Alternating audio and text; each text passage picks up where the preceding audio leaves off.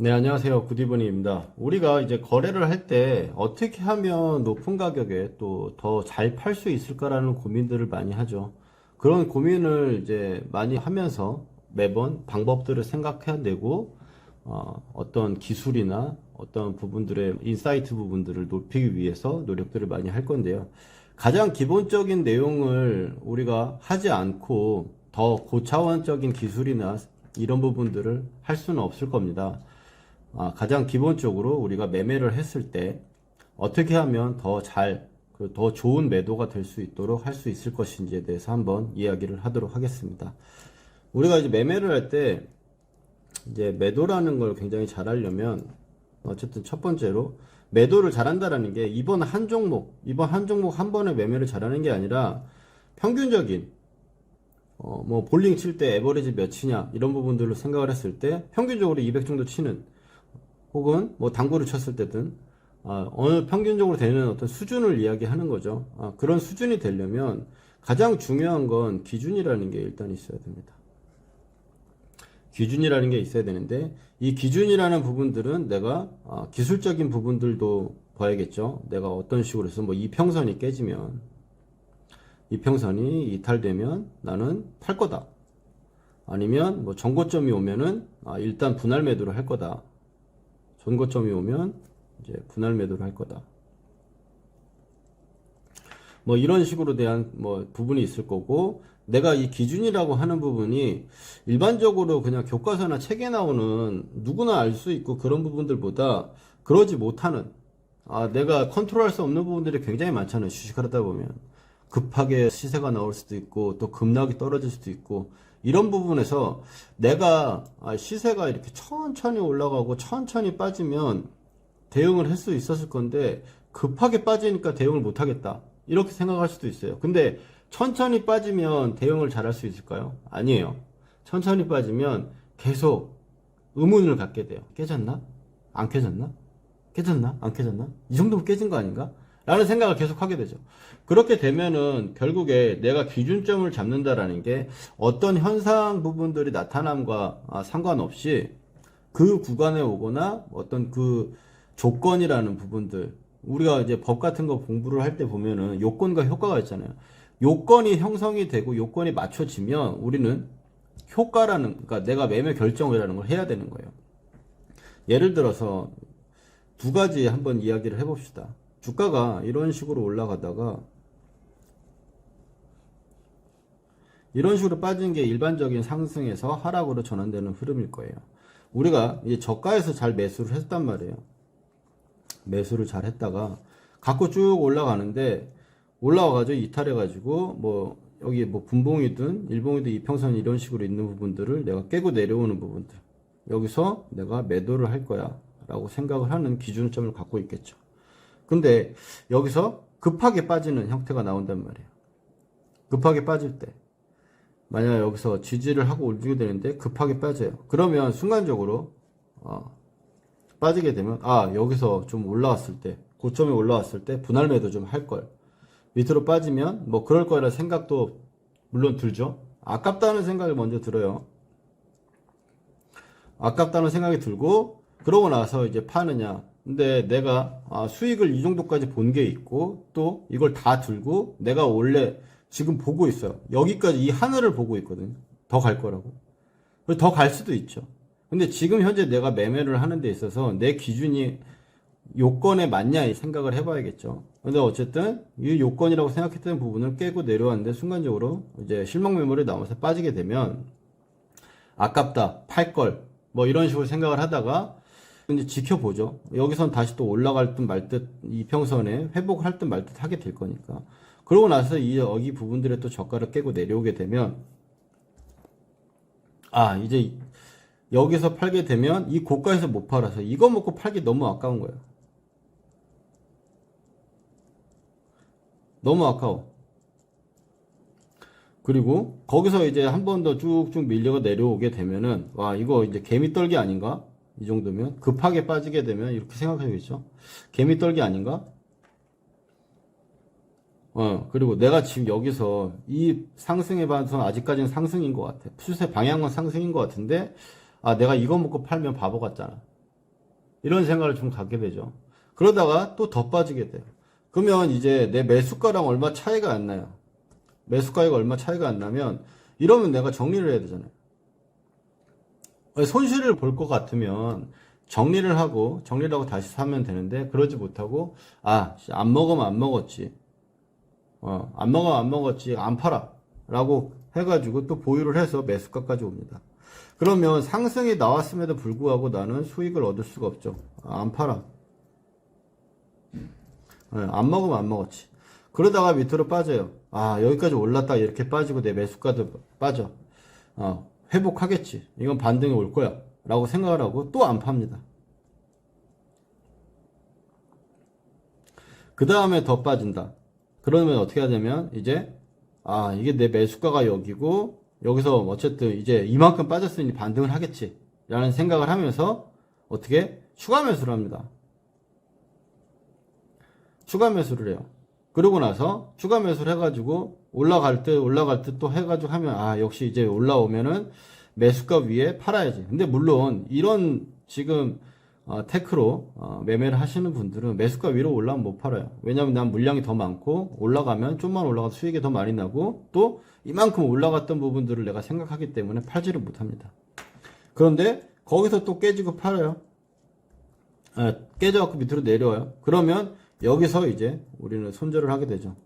부담이 너무 되니까.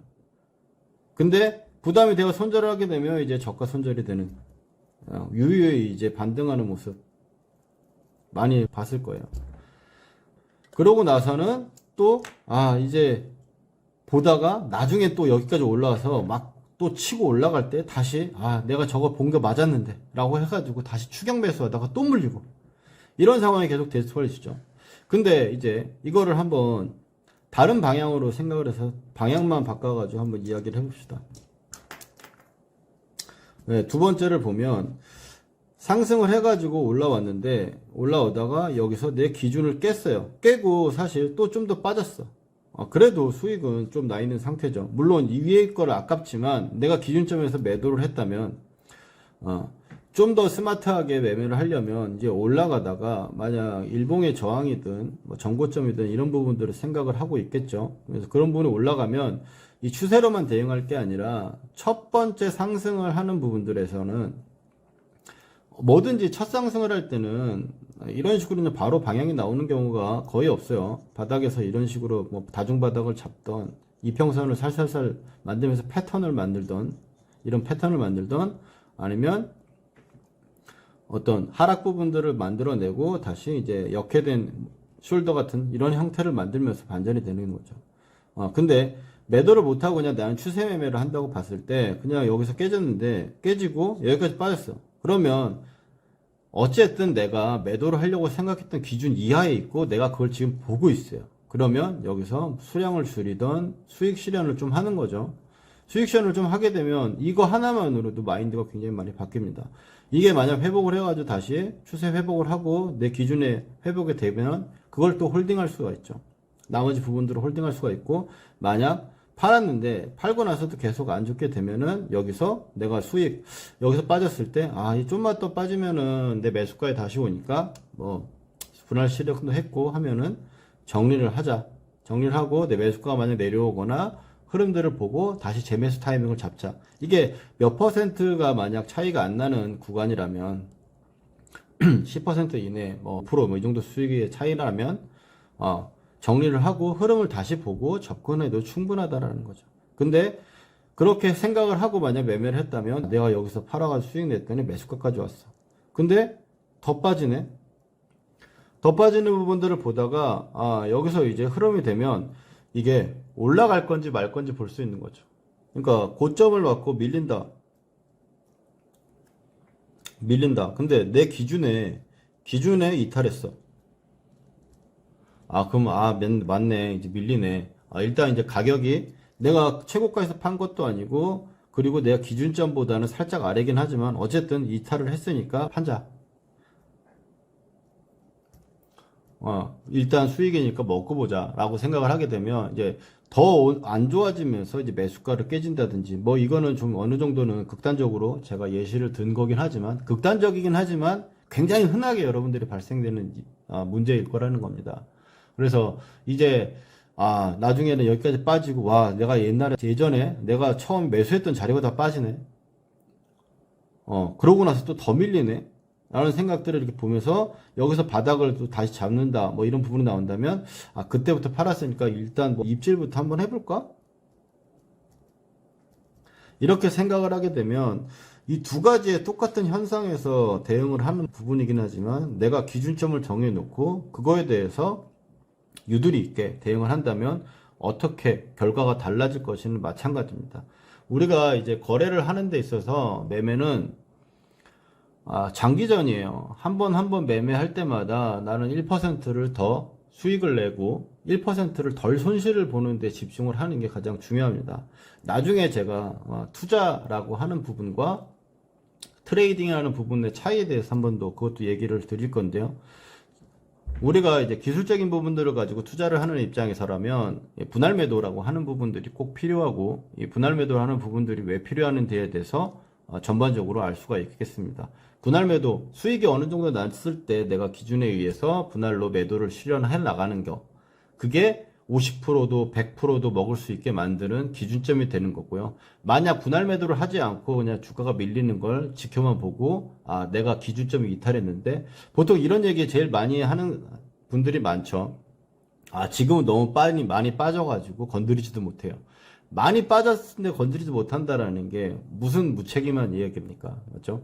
내가 내 돈을 가지고 지금 매매를 하고 투자를 하고 있는데 깨져가지고 더 안 좋아지고 더 안 좋아지는데 너무 내가 손해봐서 팔지 못한다, 손절하지 못한다라는 건 이건 너무 무책임한 행동 같아요. 그러지 않고 지금 이 부분들에 대해서 천천히 매매를 해보시면 어떨까라는 생각을 합니다. 우리가 이제 거래를 하는 데 있어가지고 수익이라는 게 나잖아요. 거래를 할 때 이 상승에 대한 파동이 나올 때 여기 사서 여기서 팔면 정말 좋죠. 가장 좋은 베스트가 될 겁니다. 그렇지만 여기서 사서 여기서 판다라는 건 어떻게 보면 이거는 한두 번은 가능한 일일 수 있어요. 매번 그렇다라는 거는 불가능하다고 보고요. 그걸 불가능한 거를 이제 가능하게 만드는 거는 내가 좀 더 욕심을 줄이는 분할 매도를 통해서 좀 더 욕심을 줄이는 그런 부분이 있다면 나는 이 하락과 이 아래에 이제 흔들기라는 부분들을 견뎌낼 수 있거나 혹은 또 다른 기준에 의해서 내가 대응할 수 있는 여유가 생기게 되는 겁니다. 매매를 하는데 가장 중요한 부분, 두 가지 부분들에 대해서 봤을 때 기준이라는 부분들은 그래서 분할 매도를 하는 기준이라는 건 정해놔야 되겠고요. 그래서 여기서 1번의 이제 흐름으로 봤을 때는 수량도 많아지고 정말 힘들어지고 수익도 못 먹고 거기다 손절하고 나니까 올라가는 자괴감까지 드는 형태가 되겠죠. 그래서 내 자신을 궁지에 몰린 쥐로 만들지 말아라. 이게 가장 중요한 부분입니다. 이제 분할 매도를 하는 부분들에 대해서 얼마나 중요한지에 대해서 한번 이야기를 드렸고요. 1번의 매매 투자자의 결과와 2번 투자자가 1년 동안 매매를 했을 때의 결과는 여러분들이 따로 뭐 데이터 분석을 하지 않아도 뭐 예상이 가능하실 거라고 생각을 합니다. 오늘 영상은 여기까지 이번 강의는 마치도록 하겠고요. 다음번에 또 다른 강의로 찾아뵙겠습니다. 감사합니다.